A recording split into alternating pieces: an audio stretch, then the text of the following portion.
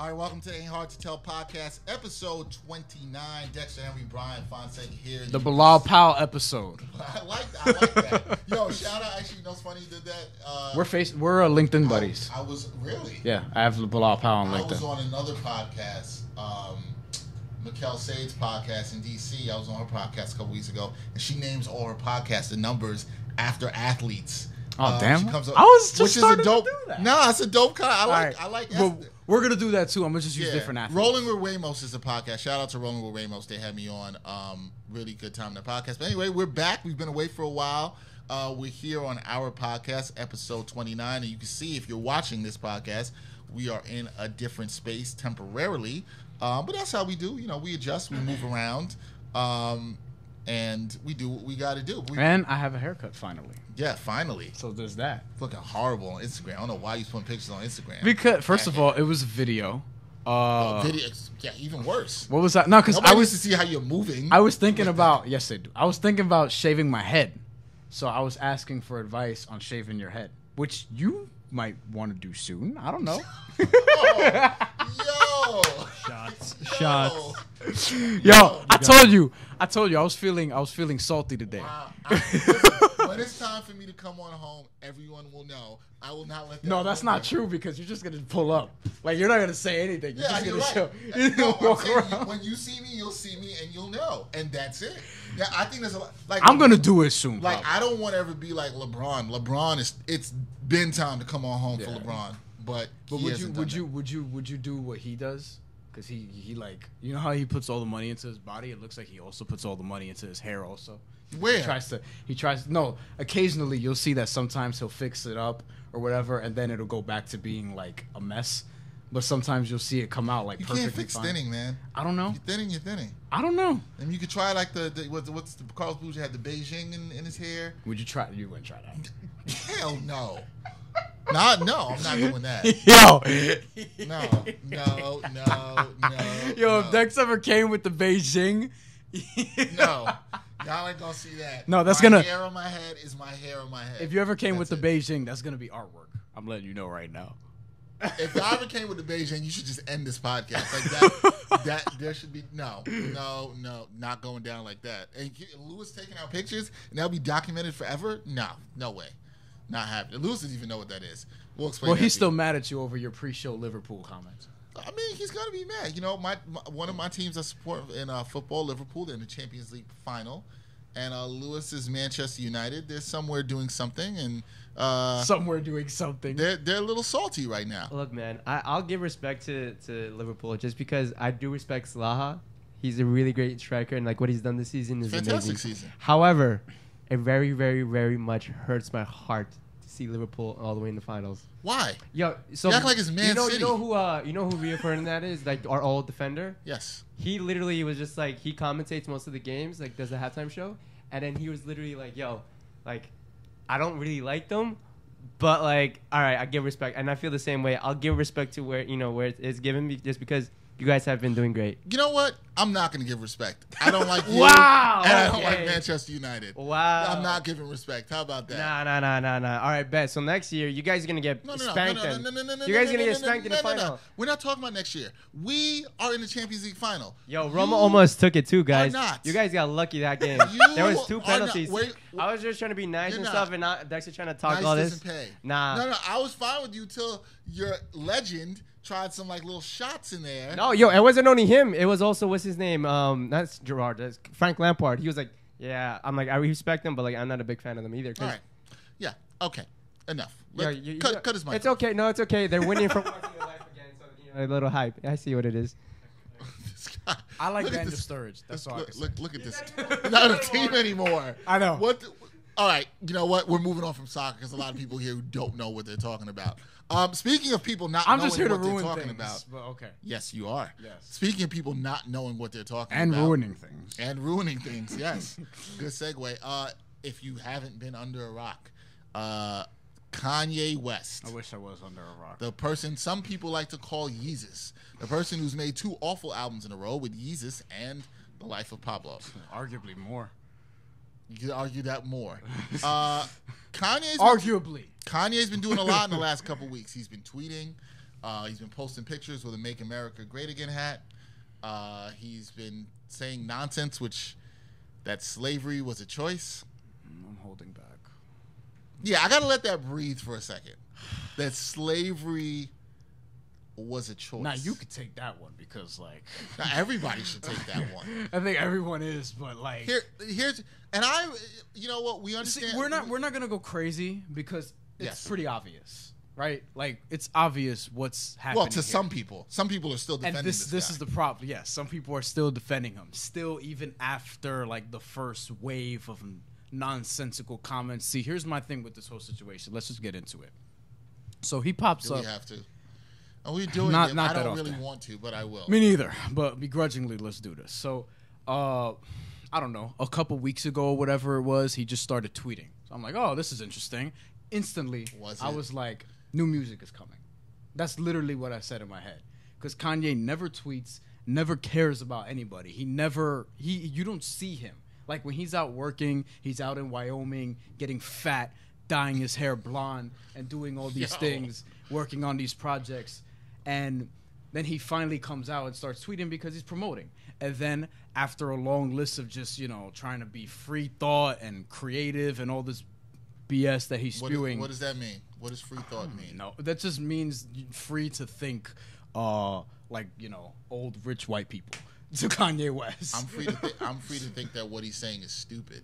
Yeah. As it is stupid. Like, all you're doing when encouraging free thought is just, hey, it's not so bad to think about the people who think negatively about you, is basically what he's trying to say. And basically the way I take that based on the things he said around the word free thought is that you're basically saying that racism doesn't exist. That's how I take what he's saying with all that. And I think that, man, it's so ridiculous. Continue. So he gets on Twitter and he's tweeting all these tweets. And instantly, I'm noticing the numbers spike because it's Kanye. He doesn't tweet. He gets a lot of reaction. And when you're somebody of that stature and you're just quiet for a long time, you have the luxury of coming out, just being like, here's what I'm doing or whatever, and you'll get a lot of attention. We saw J. Cole go through this with his last album. He was quiet for a while, and then he came out, dropped an album, and he was breaking records from what I read, right? So Kanye West is doing all that stuff. And then people are automatically just, oh my God, Kanye's back, this and that. And now they're getting off the bandwagon slowly but surely because he's out here wilding out, Make America Great Again hat, wearing, all these, I don't even know what the hell he's doing on Twitter with his clothing line, but he's just doing all these things that's really ruffling a lot of feathers. Van Lathan thankfully set him straight. Well, he didn't set him straight, but he spoke for us on the TMZ clip that's going viral. Where Kanye said that slavery was a choice. But my main point to this is all Kanye is doing is promoting. That's the only reason he came back. All he's doing is promoting. He doesn't care about y'all. You're all stupid for buying into this and really thinking that, he's here to make, like, whatever. You're just dumb. Like, you're falling for it, and all you're doing is giving him attention, and that's what he wants is attention. I agree with that's really it. I agree with everything you said. I think a friend of mine who listens to this podcast, I spoke with her earlier this week, and she said Kanye, quote, is a raging narcissist. And I could not agree with that description so much more. Like, she said that, and I was like, yo, that's spot on. The thing with Kanye, he does all the stuff for attention. Here's the thing. People are saying, do I think Kanye, there's something... he said that he had a breakdown and went to the hospital and all this stuff. So it appears he's had some mental health issues. But what I think here is some of the stuff Kanye's saying, Kanye's kind of always been going this way. And I really don't like giving this dude for what he's doing much more attention. But this isn't really that shocking. Kanye has always kind of leaned towards what I'm going to say, which is searching for acceptance from the white community, right? And what reason I say that, if you look at anything Kanye says, and he talks about somebody being great, he'll say, I want to be the black Ralph Lauren. Yeah. I want to be the black whatever other designer that nobody knows or cares about. He will always say that. Like, it can't Tommy Hilfiger. He can't just be himself and be great, right? I think, and I'm saying this because there is a dynamic there racially, but I would say this to anybody. It's like, why can't you just be great as yourself? And like, you shouldn't want to be the Latino Stephen A. Smith or whatever. Like, be yourself. Be the best Bryan Fonseca you can be. Yeah. I'm going to try to be the best Dexter Henry I could be. Lewis is going to try to be the worst Manchester United fan that he could be because that's what he does. So I understand all that. Well, Lewis is being the best person he can be. Yeah. He's a great photographer and a great guy. See, I can be nice. But yeah, all of this and all that we're seeing from Kanye, I think the most disappointing thing is he's not. Well, I don't know if he doesn't realize it. Maybe he doesn't because I think he's a narcissist. I think he's a little more calculated than people give him credit for. I think he knows what he's pushing and playing. But I think that he may not realize the impact of some of the things that he's saying and how it affects. When you talk about, you don't understand how it's angering black people across the diaspora. Do you think he actually cares, though? No, I don't think he cares. I think he only cares about himself. I think he cares about the money he gets. So all you idiots who are going to go out, I'm not supporting this upcoming album. All you idiots who are going to go out and support that and still have to have your Yeezys and still going to buy your potato sacks with holes in it. All right. Like, I don't understand that. Like, where here's the thing, and Joe Budden said this, and I heard it on his podcast, and I agree with him. This is the question I have with everything. People have the right to support and do what they want to do, but where are you drawing the line of some stuff? Yeah. And I'm specifically talking to the hip-hop community and even further specifically talking to black people on this one. Yeah. Because this guy said slavery was a choice. For a lot of people whose ancestors were affected by slavery, and there still are effects for the black community of slavery, right? For that person to say it's a choice, like people who were somebody's ancestors just said, oh, you know what? Well, today I might not have to go pick this cotton. Really? Like, really, that's what you're saying? That they had the choice to just be like, no, I don't want to do this anymore. I don't want to do the slavery thing anymore. Yeah. Like, nobody said that. Yeah. And the idiots that are out there, one more thing, the idiots who are out there defending Kanye and saying, I saw this and I want to bring this up because it annoyed me this week. A couple weeks ago on this podcast, I had a shirt on that had the Killmonger famous quote from Black Panther. Yeah. And I've seen people compare that quote to what Kanye said and say that that's the same thing. And I'm like, no, it's not the same thing because Killmonger's talking about resisting and choosing your freedom, right? And what people don't understand is like, oh, well, you guys aren't down with that. And people are saying a lot of stuff now. Oh, well, if I was a slave, I wouldn't have been down. I would have resisted. Look, man, y'all don't know anything about that time period or what you would have done in that situation. Easy to sit there and say what you would have done if you were in that. People do that all the time. You know what? We work in sports. People do that all the time. People were trying to survive. Yeah. And for all the people saying like, oh, yeah, well, everybody could have resisted and they could have jumped off the ships. Hey, if those people, the people who didn't jump off the ships, didn't stay and fight and resist for their kids and their families, hey, I wouldn't be here. That's all I have to say to that. So for what Kanye West is saying is idiotic, is stupid. If you're going to support him after that, I seriously question you. Yeah.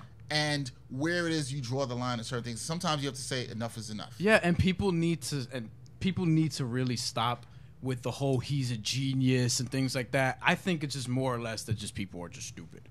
Like, that's really what it is. and he's not a genius because his music has not been very good for years. I agree with that. I haven't cared about. Now let's talk about the music, the actual, because he is an artist after all, and people want to give him all this credence because he's such a creative person and this and that. I don't think he's made a dope song in 8 years. I don't think you're incorrect. And that was when My Beautiful Dark Twisted Fantasy came out. I did like New Slaves off of Yeezus. That was one of the few songs I did. I don't think he's made a dope song in 8 years. Which is funny because I think that's it. Because it's funny because I think he's actually his last two albums were garbage, and a lot of his albums before that they were okay. College Dropout was good. It was too long. Late Registration was good. It was too long. Graduation was cool. 808s and Heartbreak. My Beautiful Dark Twisted Fantasy. Overrated album. Extremely and so overrated is Watch the Throne. Watch the Throne, also overrated album. So don't disagree with that. I don't care about this album. I don't care about Kanye West, so let's stop talking about it. But we just had to get this off because it's like, hey, like, you can't just sit here and really just bypass it's part of what we do. We talk about things that are going on in pop culture and sports, and that's a heavy part of this podcast, so we can't ignore that to some degree. You're going to hear our reactions. I'm annoyed by the ignorance surrounding it. It's my annoyance isn't even really to Kanye West. My annoyance is to the ignorance around it, the people defending him, the people trying to make excuses for this, and to some degree, the media that doesn't ask him the questions. that I feel needs to be asked sometimes. You don't to think him. Charlemagne? I didn't watch that. I watched some because of I'm not Charlemagne. That's on Kanye West's YouTube channel, and I'm not watching an hour 45-minute interview. As much as I like Charlemagne, I like him Charlemagne. walking with Kanye West through. Well, they a sat down. They rainforest, sat down. whatever. They Like, sat down for some I'm not. of it. I'm not I watching. watched some of the 30. I supporting watched him. about 30 minutes of it, and it was just hard to follow Kanye. I thought Charlemagne asked some good questions. I would have asked him some follow up, some stuff where he made absolutely no damn sense. And I'd have been like, "What are you talking about?" That's sometimes what I've wanted to say, but he didn't say that. We're gonna take a break because we don't want to talk anymore about Kanye. We're gonna talk about another rapper, really briefly, who has disappointed us. Oh, speaking of that line. And we'll talk about that, and we'll have more about people who say college basketball is better than the NBA, WNBA's lack of exposure, and what the team in Washington, the football team in Washington, professional team, what they were doing with their cheerleaders. More about that when we come back on the Ain't Hard to Tell podcast. What's up, listeners? You know sometimes how it can be hard just to get from point A to point B. Now, when I have to get anywhere and I don't want to deal with the hassle of public transportation, it ain't hard to tell how I get around. I always make sure to use the best car service app in the game. I'm talking about Lyft. Lyft offers rides in minutes. All you have to do is download the Lyft app, request a ride, and you will be on your way quickly. Lyft is all about happy riders and happy drivers. Take a ride with them and you'll see why 9 out of 10 rides end up with a 5-star rating. Lyft always has amazing offers for new customers, and I'm here to tell our listeners about a great offer today. Lyft is currently offering free ride credit to Ain't Hard to Tell listeners. If you are new to Lyft, then you are eligible, and getting your credit is easy. All you have to do is download the app and use the promo code AHTTPOD to unlock your free credit today. Ain't hard to tell who has the best car app service, so use the code today and ride out loud with Lyft. The best new sports web series is here. It's from Backpack Broadcasting, and it's called The Sports Walk. The Sports Walk is a series where diverse sports fans take a walk and share their views at the intersection of sports and society. The entire first season is now available on Backpack Broadcasting's YouTube channel and backpackbroadcasting.com. See what other sports fans have to say about a variety of issues in the world of sports. Watch all 13 episodes from season 1 and take The Sports Walk today. All right, welcome back to the Ain't Hard to Tell podcast, episode 29. We spent the first part of the podcast talking about Kanye West, which we are going to move on from. But we're sober now. So it's all good. We are good. We're going to move on to another rapper, a rapper who we are both a fan of. Evidently by the name of this podcast. And we even though it's not named after him. No, so to be clear about that. Yeah, let's clear that up. It's inspired from a song that we both like. It's a double entendre. And it's just a phrase that's a dope phrase that's been uttered in hip hop. But Nas, he is now become the center of attention. Obviously, a lot of people know he was married to Kelis, R&B singer Kelis, formerly down with Star Trek and the Neptunes.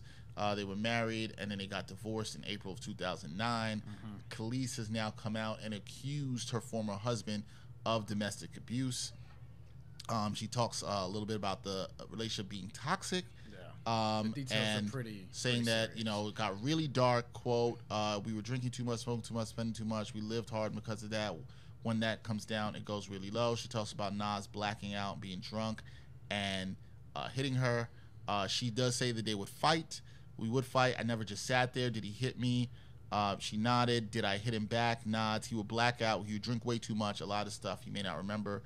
We would have literally the worst night ever, and you wake up the next day like it never happened. Now, here's the thing. This is also consistent with something that Nas's first wife, Carmen, also had said in her memoirs that came out years before that. When I heard the situation, I got it was on my birthday last week, and I got an email about it from a friend. I read it, email, and I immediately said, when I read stuff like this, and I'm always serious about situations of domestic violence, there is no reason the way domestic violence has been handled in this country, the way there's been a lack of respect for women.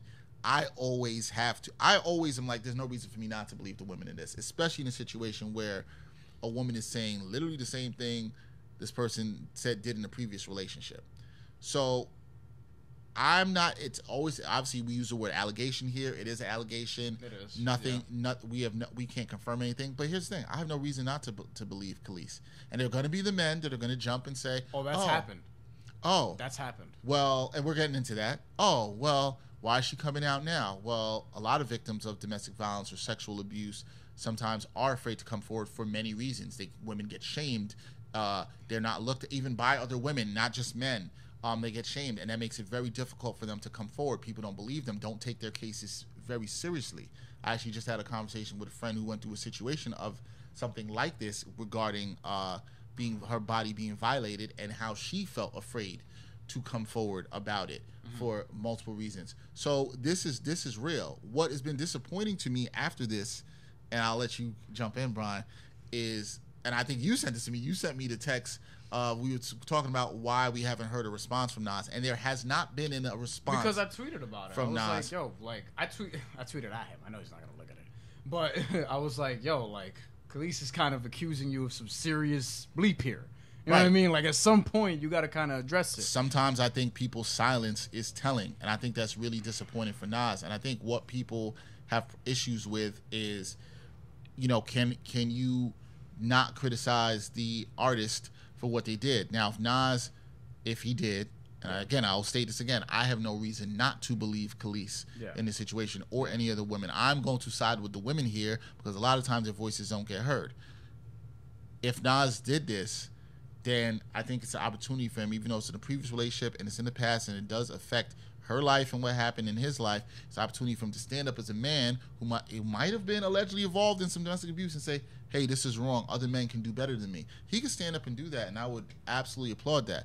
But what I was disgusted with is there's some Nas fans who have tweeted after Nas put out a picture of him and his son, tweeted at him and made some statements that I find extremely ignorant. All right? And it should be noted. Yes. Some of them are women. Some of the women. This one I have now was a woman, right? That post. I think so. That I think is we're not 100% sure. We think so. And this woman, I was annoyed by this tweet. Will Ali 63, it was an Instagram comment, 6301.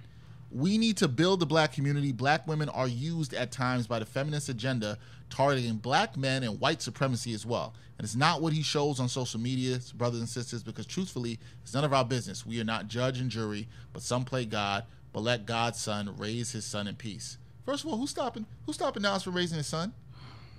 Look, who's out there saying, Nas, you can't raise your son? I'm not even annoyed at that as much as so with me, my thing is, and I was texting you during this, we had that waiting period, if you want to call it that, right? Oh, 1 second. And Nas responded to this and said applause. That's what I'm getting to, right? yeah. And yes. So we had that waiting period where I feel like, all right, let's say you didn't do it for all intents and purposes. You should probably debunk that the next day. You know what I mean? You should probably just come out and be like, hey, this didn't happen. Or I was thinking maybe it's taking a few days because maybe he could be preparing a little statement talking about owning up to whatever. But no, what he did, which in his mind I guess would suffice, was he just kind of posted the picture that we just talked about with his son, and he was just liking comments that were steered in his direction by, I guess, loyal diehard Nas fans, and then in turn was not really acknowledging the situation. You know what I mean? He didn't say anything. He didn't really nothing. say. I'm sure in his mind and to other people, this is him responding to the situation when he's not really. No, he's not at all. He's furthering. This is how problems continue. Yeah. And I'm doing it right now. I'm calling that behavior out. This is how this continues, where people don't give a damn about women, because even whether this was a man or woman that made this comment, you say this, and how black women are used at times by the feminist agenda to target black men and white supremacy. No. They're, first of all, no, they're not. Yeah. Okay. That's absolutely untrue. And let me say this. Let's say, as you said, you gave a time period to okay, maybe Nas is preparing a response or whatever. If this wasn't true, then Kelis coming out and saying this, right, is an attack on Nas's character. It is. Which could then affect the perception of him and the amount of money he makes, so defamation of character. Put yourself in Nas' position. And if you didn't do it, though. Right. And if a woman's accusing you of that, I would be like, yo, I'm slapping you with a defamation of character lawsuit right now because you were not going to hurt my earning potential. Right. That's what I'd be doing. But when you want to play it cool, if you want to call it that, and post a picture of you and your son as if and then you have people talking about as if somehow he's not able to raise his son because a woman who has nothing to gain. Like, ask yourself this: what does Kelis have to gain by this? What would she gain by coming out and saying something that happened to her? She's abused? Especially in a climate where, and I'm sure we listen to women a little more than we ever used to, but we still don't listen to them enough. And I say that to say, what could she gain? I don't know, but she's coming out and saying that Nas did these things. And obviously, as we know, there are some people right away. I know because I saw this on Twitter. They're like, "Oh, Kelis is lying." Of course, this is what these people do. How do you know? Like, right? We're not active. And it's just a phrase that's a dope phrase that's been uttered in hip hop. But Nas, he is now become the center of attention. Obviously, a lot of people know he was married to Kelis, R&B singer Kelis. Formerly down with Star Trek and the Neptunes. They were married, and then they got divorced in April of 2009. Kelis has now come out and accused her former husband of domestic abuse.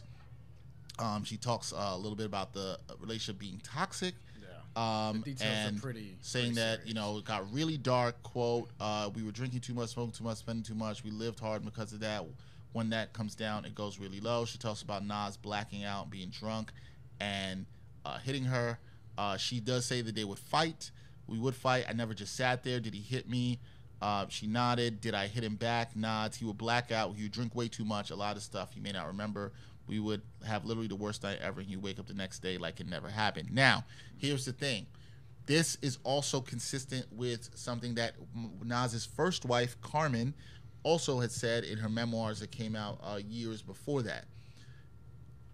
When I heard the situation, I got it was on my birthday last week, and I got an email about it from a friend. I read it, email, and I immediately said, when I read stuff like this, and I'm always serious about situations of domestic violence, there is no reason the way domestic violence has been handled in this country, the way there's been a lack of respect for women. I always am like, there's no reason for me not to believe the women in this, especially in a situation where a woman is saying literally the same thing this person did in a previous relationship. So I'm not. It's always, obviously we use the word allegation here. It is an allegation. It is nothing. We can't confirm anything. But here's the thing: I have no reason not to believe Kelis. And there are going to be the men that are going to jump and say, "Oh, that's happened. Oh, that's happened." Well, and we're getting into that. Oh, well, why is she coming out now? Well, a lot of victims of domestic violence or sexual abuse sometimes are afraid to come forward for many reasons. Women get shamed. They're not looked at even by other women, not just men. They get shamed, and that makes it very difficult for them to come forward. People don't believe them, don't take their cases very seriously. I actually just had a conversation with a friend who went through a situation of something like this regarding her body being violated and how she felt afraid to come forward about it for multiple reasons. So this is real. What has been disappointing to me after this, and I'll let you jump in, Bryan, is, and I think you sent this to me. You sent me the text. We were talking about why we haven't heard a response from Nas, and there has not been a response because I tweeted about it. From I was Nas. like, yo, like I tweeted at him. I know he's not gonna look at it, but I was like, yo, like Kelis is kind of accusing you of some serious bleep here. You know what I mean? Like at some point, you got to kind of address it. Sometimes I think people's silence is telling, and I think that's really disappointing for Nas. And I think what people have issues with is, you know, can you not criticize the artist for what they did? Now, if he did, and again, I'll state this again, I have no reason not to believe Kelis in this situation or any other women. I'm going to side with the women here because a lot of times their voices don't get heard. If Nas did this, then I think it's an opportunity for him, even though it's in a previous relationship and it's in the past and it does affect her life and what happened in his life. It's an opportunity for him to stand up as a man who might have been allegedly involved in some domestic abuse and say, hey, this is wrong. Other men can do better than me. He could stand up and do that, and I would absolutely applaud that. But what I was disgusted with is there's some Nas fans who have tweeted, after Nas put out a picture of him and his son, tweeted at him and made some statements that I find extremely ignorant. All right? And it should be noted, yes, some of them are women. You know what I mean? This Like, one I have now was a woman, right? That post. I think so. That I think is we're not 100% sure. We think so. And this woman, I was annoyed by this tweet. Will Ali 63, it was an Instagram comment, 6301. We need to build the black community. Black women are used at times by the feminist agenda, targeting black men and white supremacy as well. And it's not what he shows on social media, brothers and sisters, because truthfully, it's none of our business. We are not judge and jury, but some play God, but let God's son raise his son in peace. First of all, who's stopping Nas from raising his son? Look, Who's out there saying, Nas, you can't raise your son? I'm not even annoyed at that as much as like, so with me, my thing is, and I was texting you during this, we had that waiting period, if you want to call it that, right? Oh, 1 second. And Nas responded to this and said applause. That's what I'm getting to, right? yeah. And yes. So we had that waiting period where I feel like, all right, let's say you didn't do it for all intents and purposes. You should probably debunk that like the next day. You know what I mean? You should probably just come out and be like, hey, this didn't happen.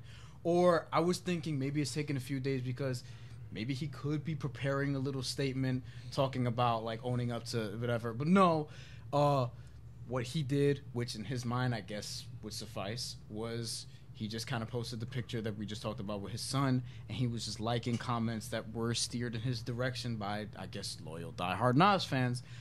And then in turn was not really acknowledging the situation. You know what I mean? He didn't say anything. He didn't Said really nothing. say. I'm sure in his mind and to other people, like this is him responding to the situation when he's not really. No, he's You know what not I mean? at all. Like- He's furthering. This is how problems continue. Yeah. And I'm doing it right now. I'm calling that behavior out. This is how this continues, where people don't give a damn about women, because even whether this was a man or woman that made this comment, you say this, and how black women are used at times by the feminist agenda to target black men and white supremacy.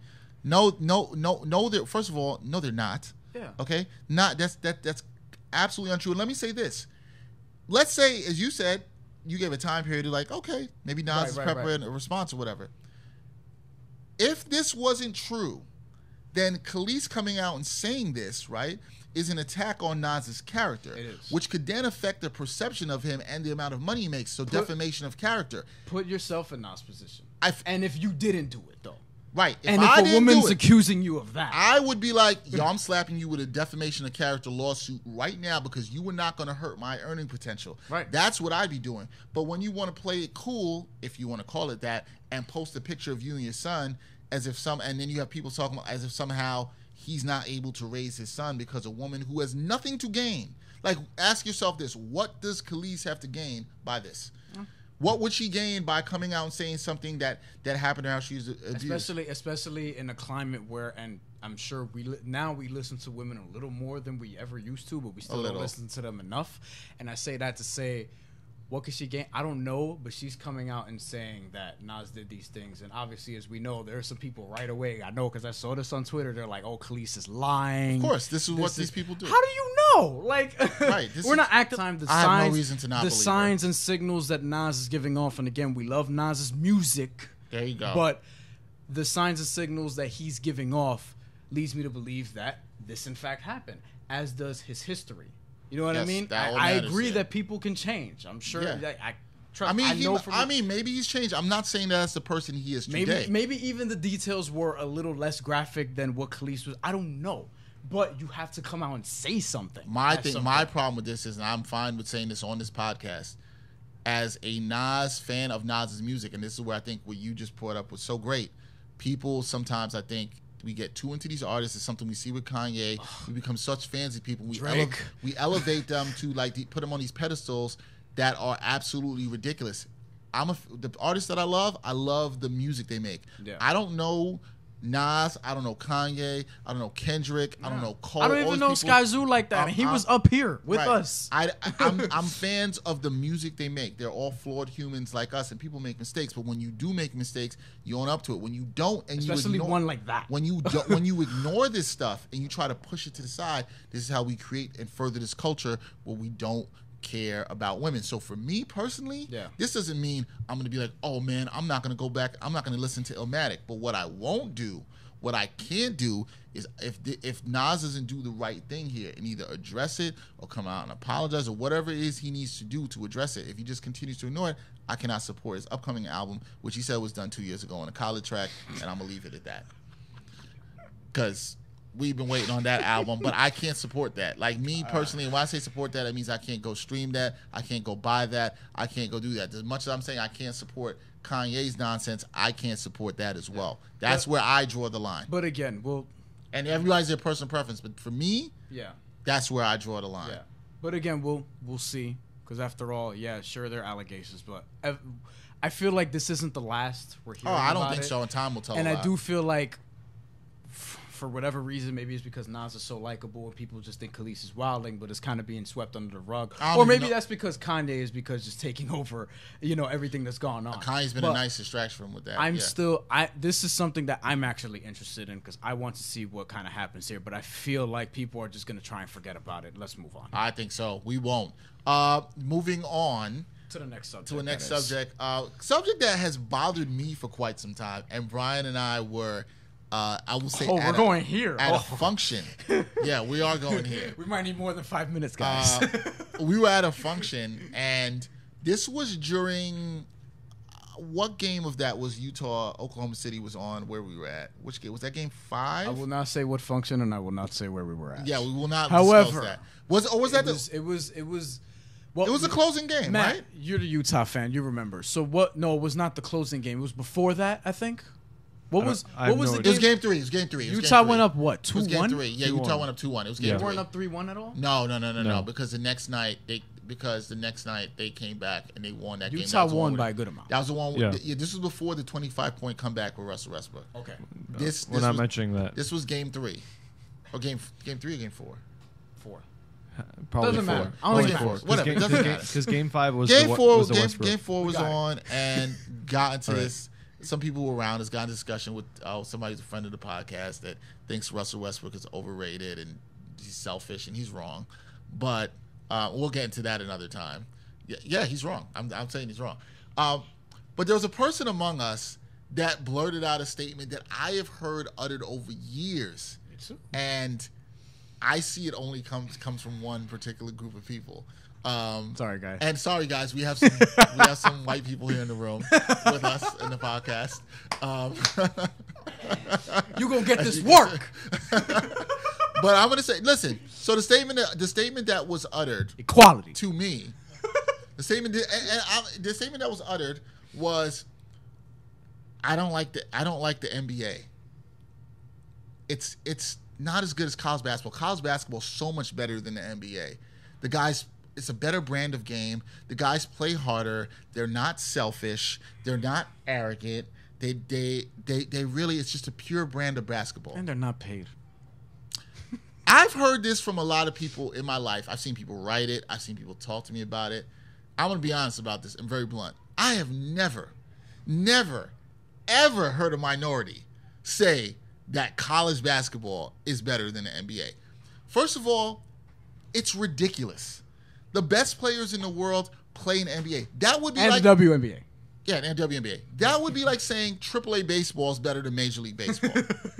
That would be like saying minor league hockey is better than the players in the NHL. But you don't hear that about right? hockey Or college football. You would never hear anybody say that. Why does nobody ever say that, Bryan? Why do we never hear that? Nobody would ever say, "Oh yeah, let's go look at that AAA Mets team is so much better than New York Mets team." The Las Vegas 51s? Yeah. Or whatever. Nobody says it. Nobody would say a Rangers affiliate or whatever hockey affiliate. Nobody would ever say that. I think the pattern that I've seen, and I was actually this is funny, I was actually told this too by my high school coach, who was also an old white dude, who said that, to learn the game properly, watch college basketball teams and stuff like that, as opposed to watching the NBA players. And I don't know if that means because you can actually become that conceivably as opposed to NBA player, but wouldn't you want to learn from watching the absolute best people doing your job, as opposed to, the minor league portion of it and things like that?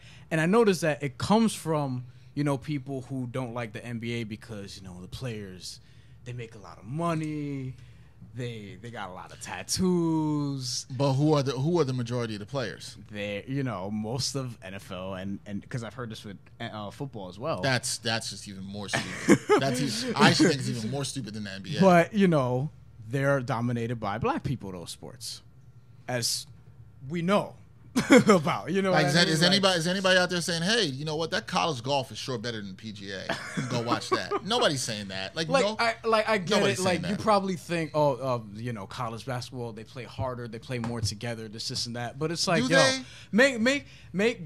go out and get the players from Kentucky and put them in an 82-game season and really see how hard they're going to play. And mind you, 48 minutes also. And they like it because it's for the university and things like that. Like, no, man. It just stems from you not being comfortable with NBA players being comfortable with their lifestyle because you love the fact that college, it's unpaid labor. It's basically unpaid labor. It's athleticism disguised as amateurism. Like, it's all of that stuff. Matt, you look like you want to say something. Did you want to say something in here? I just love college basketball. That's all I gotta say, really. No, we like college basketball. Do you like college basketball? Even though college basketball, here's another college I do basketball. Like college basketball than the but NBA. it's overly micromanaged by the head coaches who want to micromanage every single possession on every play, and that also gets annoying to watch. Occasionally, when you get your Brad Stevens in the NBA, it's cool because he actually gets the most out of his talent. But he also doesn't have a system. But that's another discussion. Matt, why do you like college basketball more? I just grew up on college basketball. Because remember, are you wearing shades indoors? My eyes hurt. It's allergy season here in New York. All right, whatever. Yeah, but it's not important. I just grew up watching college basketball, and I learned the game actually from watching college basketball. But that's because St. John's was always on in my house. Utah, I know Utah people.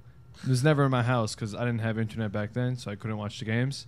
So I just watched college basketball because St. John's would always be on. Yeah, but see, if somebody. Yeah, but you're not out here wilding, saying that I'd rather watch Shamori Pons than LeBron James. Right, that's a complete. I'd love to see Shamori Pons play with LeBron James. Right, on the Utah Jazz. You know why? Because you like to see him play with the best players. Yeah, there's a difference between saying, "Hey, this is what I watch and this is what I like," as opposed to saying that the brand of basketball is actually better in one thing to the other. And so my thing, I thought all the points Bryan made were fine. My thing is that there's two ways I've always thought about it. And, to a degree, I think people always like to see themselves represented in something in some way. So, you're from white America, you don't see a lot of yourself in the NBA. You see a lot of it in college, though. You see a lot of it in college, right? You're going to see a lot of it in college. You're going to get your J.J. Redicks. Yeah. And some of those guys make So that's the thing. And then the second thing is, I think when people make the statement phrased the way I described it, because that's what we're specifically talking about. People who phrase it in the way that we heard at this function. And other places. And other places. I think it's a little bit of coded racism to me. Not even a little bit. I think it is. Because... Yeah. Or prejudice, I should say. Yeah. Your issue, I think, really there is you have a problem with seeing black men get a whole bunch of money because you don't in a sport. You don't hear you don't hear that from hockey. That's what I'm saying. Nobody walks around saying, "I'd rather see Boston University than the freaking New York Islanders." I'd rather see somebody from Boston University play than Sidney Crosby. Nobody would ever say that. No, right? Because those players that have made it to the NHL have a right to play at the highest level and make the most money. Nobody would ever say this. So I think the problem is, it's like when somebody says that, I think what bothers me, you're kind of saying that it's impossible for you to get highly compensated and be passionate about your sport at the same time. Because when they criticize the attitude of the players, it's like, well, that can exist. Can Donovan Mitchell be paid a lot of money and still have a lot of fire on the court and have a lot of swagger? By the way, of course he can. By the way, Rick Pitino, and of course he said this. He said that he thought Donovan Mitchell should stay an extra year at Louisville. Okay.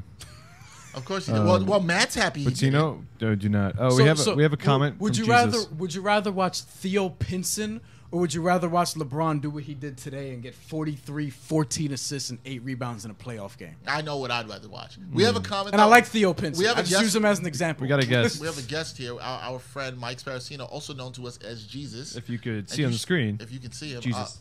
And Mike, what do you got to say, man? Because Mike is a hockey guy. Whoa. You got a Fozzy shirt? Yes, I have a Fozzy shirt. Oh, all right. I've seen them twice. I like their music. Shout out Chris Jericho. Yeah, absolutely. He's honestly, he puts on a great show. Mike is also a big wrestling fan. Not anymore. But okay. that's besides. I just want to go back to what you said. when you said people would rather watch the Islanders over BU, what you were saying, I have a lot of people that would disagree with you at this point in time because The Islanders suck. that is one And reason. they're Ranger fans, probably. That's another factor. That's another course. factor that goes. Thank you. What? You know what? No, I actually try and No. say This something, and then is Brian's actually, just like, this just is gonna- actually a I moment. got some on my nose. No, but Pisses me off. this is actually a moment. You know why it's a moment? Why? We have never talked about hockey on this podcast. Oh God. Hey, all I've been saying.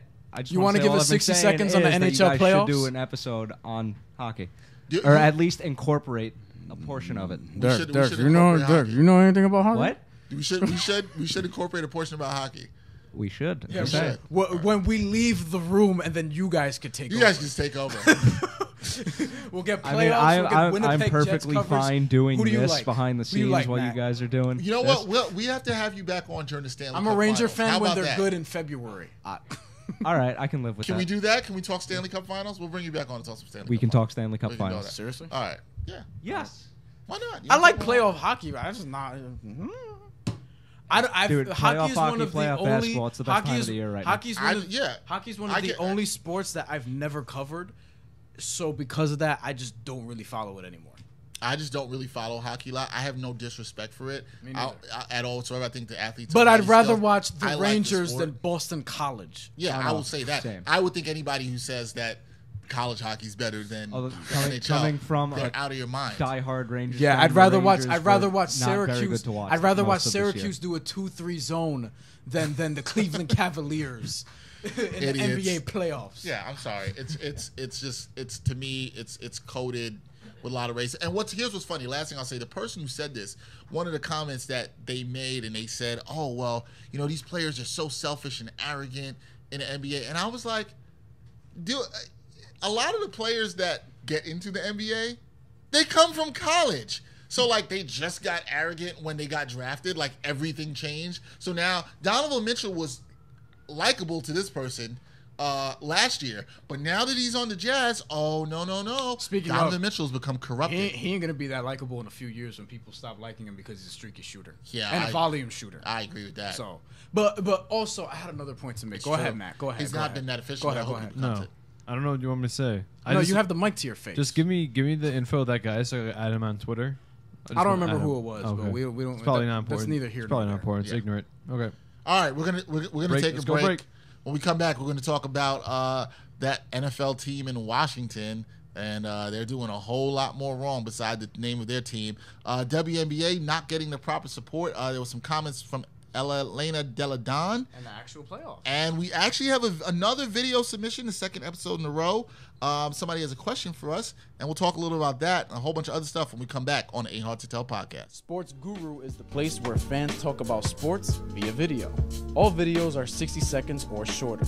Sports Guru makes the video look more professional and fun by adding automated on-screen graphics. You can follow your favorite sports by team, trending, new, or by people you follow, and more. Type in the title of your video and it will auto-magically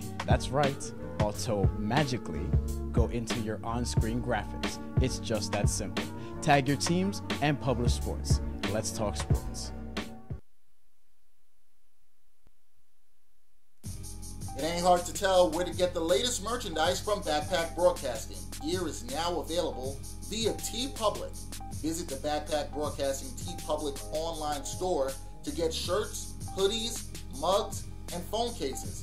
Represent your favorite Backpack Broadcasting shows, including the Sports Walk, Sideline Stories, and of course, the Ain't Hard to Tell podcast. Check out the special offers for our podcast listeners at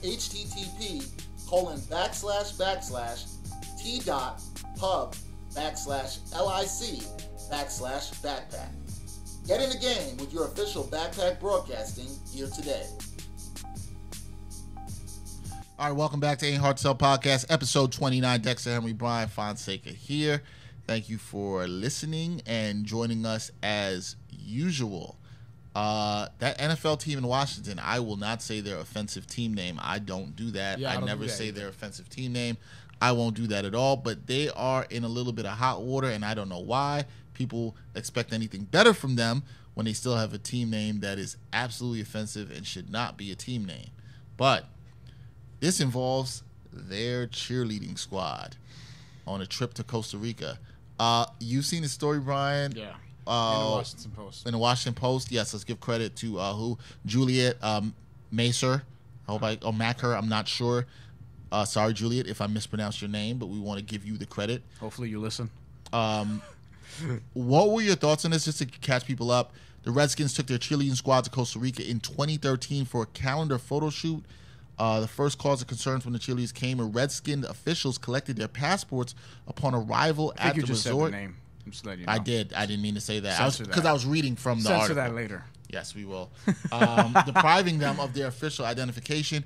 But what happened here basically was these Washington cheerleaders. Yes. They were with some sweet holders from FedEx Field, sweet holders, all men, and they got these close-up access photo shoots. But in these photo shoots, they were topless. The women were topless, and it appears from the article that Matt, so Matt hasn't heard about this. It appears from the article that the team and the officials were basically, I don't want to use the word force, but telling the women that, like, yo, you got to do that, which really is forcing. That, like, yo, you have to do this. There is a quote here. One evening at the end of a 14-hour day that included some posing and dance practices, the squad's director told 9 of the 36 cheerleaders that their work was not done. They had a special assignment for the night.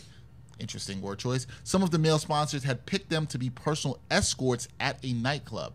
So get back to your room and get ready, the director told them. Several of those women that's an order. Began to cry. Another quote from a cheerleader: "They weren't putting a gun to our heads, but it was mandatory for us to go," one of the cheerleaders said. "We weren't asked, we were told." Other girls were devastated because we knew exactly what she was doing. And following a trend from earlier, before I let you go, Matt, Kelis, remember the whole thing with Kelis and Nas, and she came out years later. This was in 2013. Yep. So it should be noted that good job, Bryan. they kind of sat on this for 5 years and was like, you know what, we're going to come out with this. Again, because women are afraid of what the reaction's going to be when they come out, because men, typically men, but people just are dismissive of them. Yeah, just are dismissive, don't really believe them as they come out. But now that we're just a little bit more accepting as a society, and some of us have always been accepting, but now that we're a little bit more accepting, some people are getting the courage to kind of come out and do these things. Like, I think last year, the year before, it might have been last year, when we had the wave of like sexual assault scandals in Hollywood. You know what I mean? Women sat on that for a long time, and then they finally came out because they were like, all right, it's time. Like, you just got to, because think about it. If that happens to you, you have to sit there, wait on it for a long time. Well, the reason you're doing it is the culture around it, right? Like the culture of the male-dominated culture in Hollywood, the male-dominated culture here in sports. Yeah. You know, it's. I would love to talk to some more women and hopefully get them on the show to actually talk about the story. Yeah. This is a story I hope doesn't go away. We've had Princess. up here. But when issues like this come up, we need more women to talk about this. Hopefully this story does not go away. And there's, obviously a woman who wrote this story and did a great job of reporting. Hopefully, and the Washington Post always does a great job of these investigative reports, but hopefully they stay on this, and the Redskins and Daniel Snyder has to answer for this. We've had Princess Streeter up here, who's actually coincidentally from that DC that area, North Carolina-ish, DC. But she was talking about how one time she was in a locker room, and I don't remember what the dude said to her, but it was something sort of like a put down or whatever. Actually, no, that was Erica Fernandez. You think about Erica? That was Erica Fernandez. Erica, I don't remember what she said, but that the guy was like, "Oh, don't go crazy when you get into the locker room," because it was like covering. He said he actually to quote her directly, and I remember her quote. I'll never forget it. Okay. He said to her, "Don't be a groupie." That's what she said. There you go. There you go. He told her not to be a groupie. She said that when she was on this podcast. That makes me think of this is because, like, hello, male privilege, you can't really relate to certain things. Like, we're not privileged in a lot of ways because, again, you're black, I'm Hispanic. However, but we do experience male privilege. Yes, we do experience that. Yeah. So you can't really relate to, and this is why I have sympathy towards these kind of things, because you can't really relate to being assaulted sexually in most cases. You can't really relate to. Well, these we don't things. have the fear that women have when they walk down the street. We don't have the fear that, like, how men I was are gonna always mention coming at them, catcalling. We don't have the fear that these cheerleaders had when they're being told to go into a situation where escort men to a nightclub. You don't know what's going to happen after that. But you don't know what's going to force yourself upon you for sex or whatever. But I was going to mention this actually happened with Terry Crews. Remember that? Yeah. Where he came out and it happens to men too. Not saying it doesn't. No. But I'm saying, like, a lot of times, him of all people. You know what I mean? Like, you wouldn't think that. You also have to think about the But arrogance of the person who did that to him, to think that, yo, you ain't gonna say nothing. So that's what I'm saying, is that even him, for that to happen to him, right? So I can't really I'm trying to put myself in that position, and I can't, because I can't really fathom that happening. So this is why I have sympathy towards these type of things, because I'm not a woman. And it's like, you don't have the fear that they have when you're going to your car at night. No. Or when you're walking down the block and things of that nature. And most people aren't being empathetic to that. Matt, you seem shocked by this story. Even though you shouldn't be, because, I mean, I'm not shocked. Washington football, like, wasn't Daniel Snyder recently voted the worst owner in sports or something like that? I'm not shocked. I'm not surprised. I'm not surprised they waited on it. It's just how the industry is, and this stuff happens all the time. And I feel like more of it's going to come out. My biggest thing is that just because things are the way they are don't mean we have to accept it. So we don't, no. I feel like at some point, the world's going to be different in 5 years. But however, like, are we finally going to get to a point where we should be? I don't know. That's a good question. Look, a whole lot of people are accepting of the name of that team. Right? There you go. It's not just them, by the way. Florida State, San Diego State, the Atlanta baseball team. You know what I mean? Nothing's the Cleveland nothing's baseball worse team. than that team. Agreed. But I'm just saying, like, a than lot that. of this is out there, and because sports are the way, like, sports especially, like, so behind in some areas where it's like, and we're gonna get more to this Elena Delle Donne story, because this is in that vein. Yeah. But, like, they're just so behind on all these things, and it's like, things are like, you know, things have always been how they were, so let's just keep it the way it is. Like, no, no, damn it, like, we want to change stuff. You know what I mean? Like, it's gotta change. I think it's gonna change, because I think a lot of women and a lot of women are feeling empowered, and rightfully so. And this is why these things are coming out. And the woman who wrote this article for the Washington Post, great job by her in doing this. Please, people, if you haven't read it, check that article out. Good article. And all the women, in journalism right now who are pushing this story. Speaking more about women in sports, which is always great to talk about. Elena Delle Donne, Mystics basketball player in WNBA.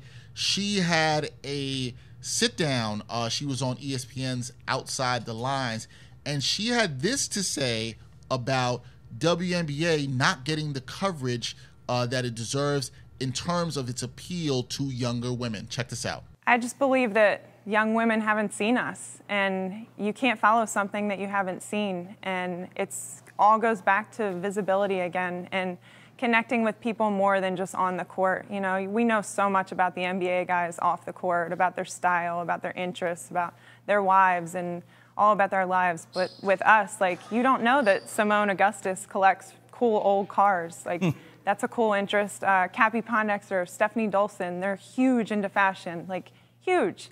That's something that for sure would connect with women our age. It's just, who knows those stories? Yeah. Not many people, because it's not covered.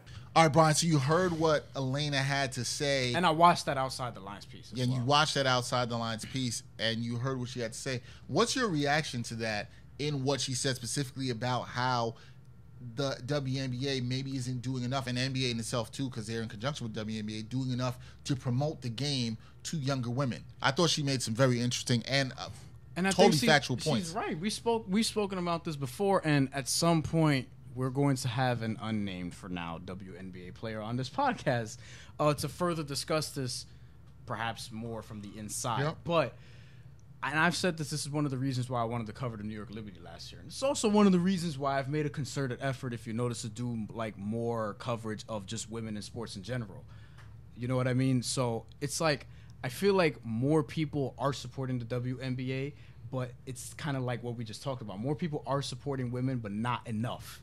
Not how they should be. And we look at the numbers, very, distant from one another. But they had, on the Outside the Lines piece, a chart called The Business of Basketball. And they kind of outlined the average salary between NBA, WNBA players, and things of that nature. So the average salary for an NBA player, and I made them all guess, Lewis, Matt, whatever, when we were upstairs before looking at this before, they said $5 million. It's actually $5.8 million, which before the salary cap increase was around a mid-level exception. I think it's greater than that now, but $5.8 million for an average NBA player. And then the NBA, 17 times 30, I'm not doing the math right now. It's like 400-something players getting, on average that, right?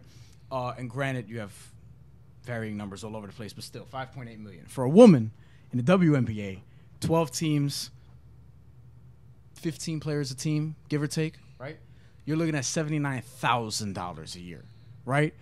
So that's just, a salary for, I mean, you could work on Wall Street and make more than that. You could do certain jobs. You could be a director of communications somewhere and make more money than that. This is why other women's basketball players, they feel the need to, and they kind of have to by necessity, just make more money outside of the country. They get the bulk of their earnings from where they play in Spain or Turkey or whatever the case may be. I don't know if it was Diana Taurasi, but somebody from the WNBA, not recently, but not so long ago, where they asked her, like, hey, like, you haven't got back for training camp yet or something like that. And she was like, oh, this is my side job. Yep. About the WNBA. That's sad when you imagine have that. Women from this country who can't even play the sport they love and be great at it, and they have to have a side job. Yeah. That's crazy. That's crazy. You're looking at the average viewers per finals game for the NBA, 20.4 million viewers. For the women, 559,000, right? And annual TV revenue, $2.6 billion for the NBA, which is why the salary cap is the way it is. And then for the WNBA, $25 million.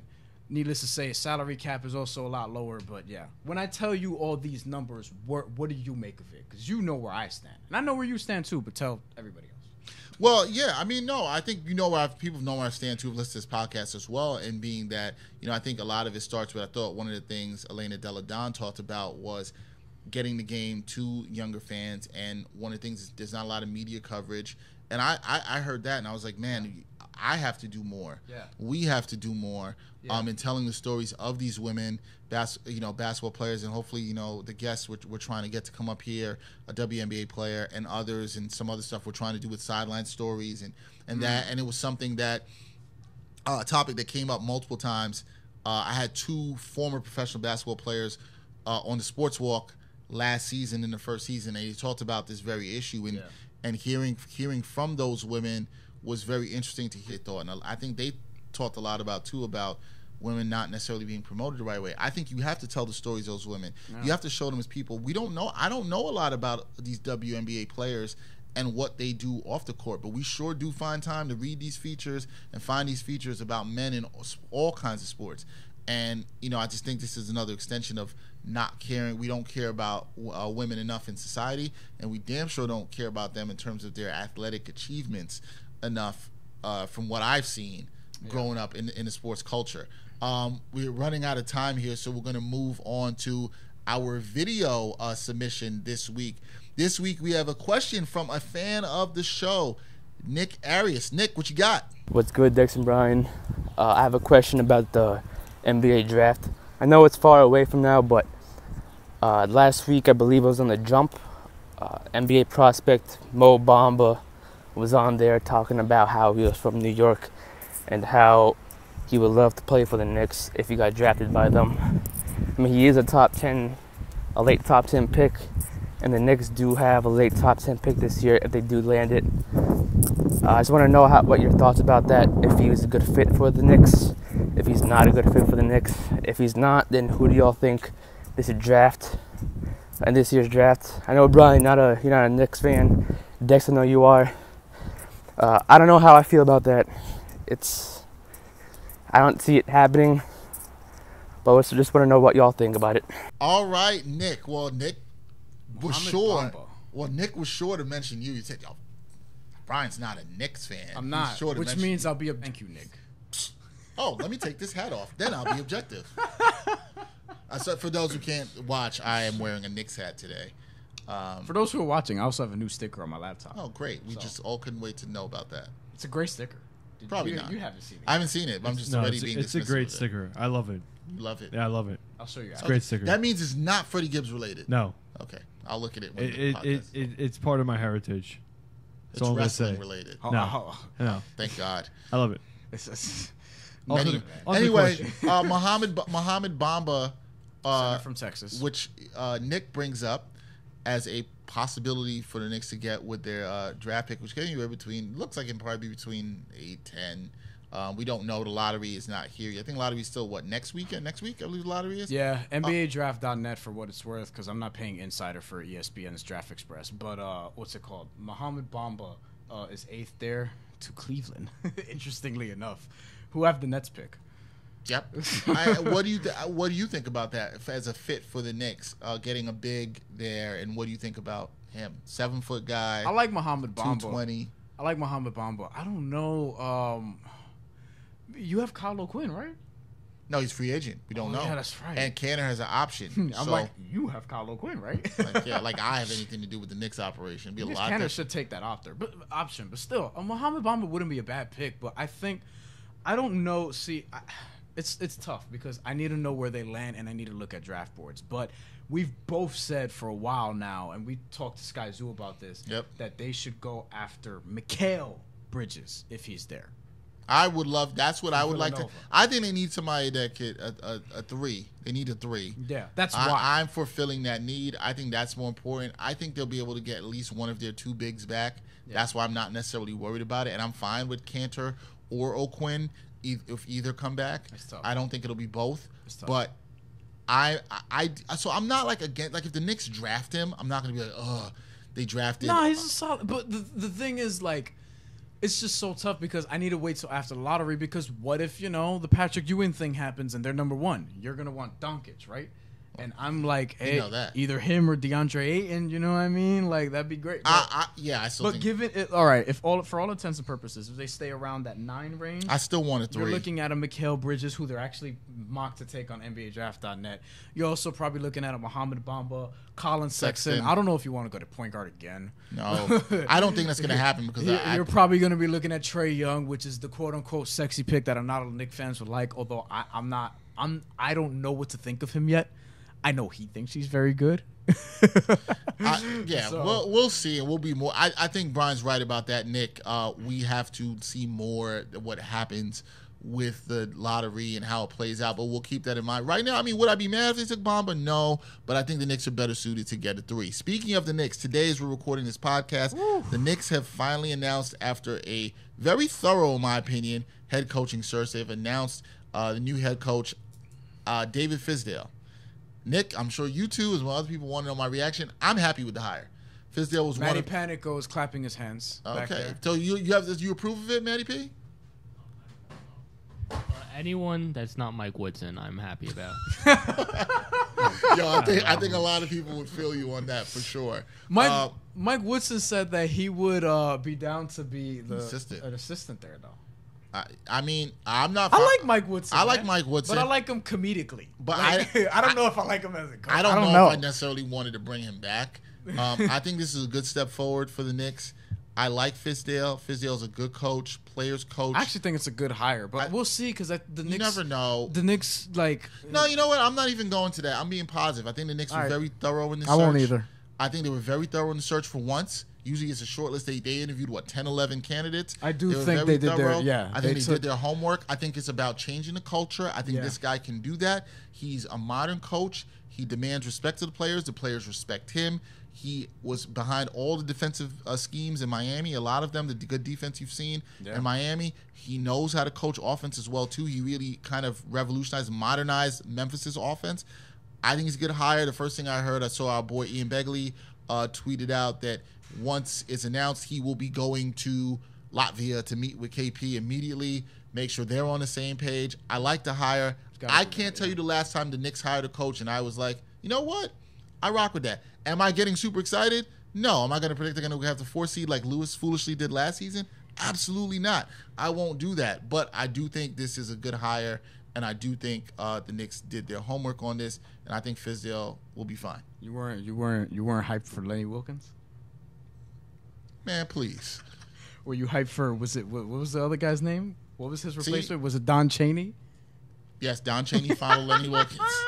No, I was not hyped for Yo, Don Chaney. I think he was in NBA Live 2004 one year. Here we go with the video game references. What songs were in that NBA Live 2004? Ghetto Music I by wasn't asking Outkast. seriously. Like, really, nobody's asking seriously. Some song by The Game and Fredwreck. So ridiculous. There was some good song. Yo, let me pull up that soundtrack. No. Nobody asked for that. And on that note, what you asked for was another podcast. We brought you another one. Well, that is it for episode 29 of the Ain't Hard to Tell podcast. Right there, When we- Chingy. Of course, NBA Live remix. of course, Bryan is going to throw in a song that nobody cares about today. Love and War, Dilated Peoples. That's fire. It was a good song.